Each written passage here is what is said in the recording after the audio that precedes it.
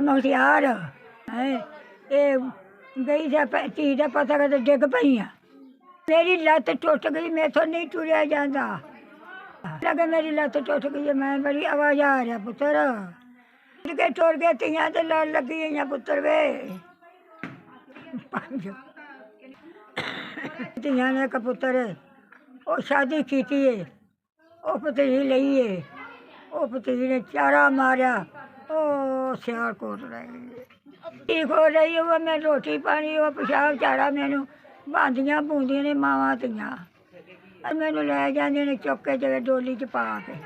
बड़ा माड़ा है वो चारा रसके वाह के ते कोई छिल्लर लैंदा, कोई सब्जी सुब्जी लिया के असीं धर धुर लैने नहीं ते वेंदे रहने भी दे ते हाशे दे के फिर जांदा। टका बजदा ते दवाई लिया ना बचे ते कोई नहीं मैनू लिया के देंदा। मैं किंदे सिर सहन चाड़ा। पुत्तर होवे जेह्ड़ा छड्ड के टुर गया ते धियां दे गलमें लगी होइयां, पुत्तरियां दे मेरो कई साल हो गए मर गया। मैनू थोड़ी 5000 मिले, अल्लाह तुहानू तंदरुस्ती देवे, तुहाडे पिछे लग के मैनू भी देवे। मैं भी जरा टुर फिर के दुनियादारी वेख लवां। 5000 दे चलिया, कोई दवा दारू लै आवांगी।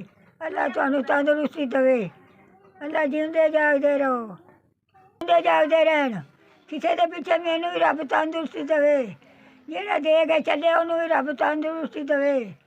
दुआ मंगनी जा मौला सारिਆਂ ਨੂੰ तंदरुस्ती दे, किसी के पिछे मैनू पैसे भेजे ने, अल्लाह उन्हें तंदरुस्ती देंदे, बच्चों को खैर होवे, अल्लाह वादा देवे। मैनू उन्हें पैसे दुआ कले ने, ये साहब ने साहब का भला होवे, मेरी लत्त वेख के मैनू दे चलिया वे। अल्लाह तंदरुस्ती दे, और साहब नू भी दे, और जिन्हें पैदा किया उन्होंने भी दे, मैनू भी दे।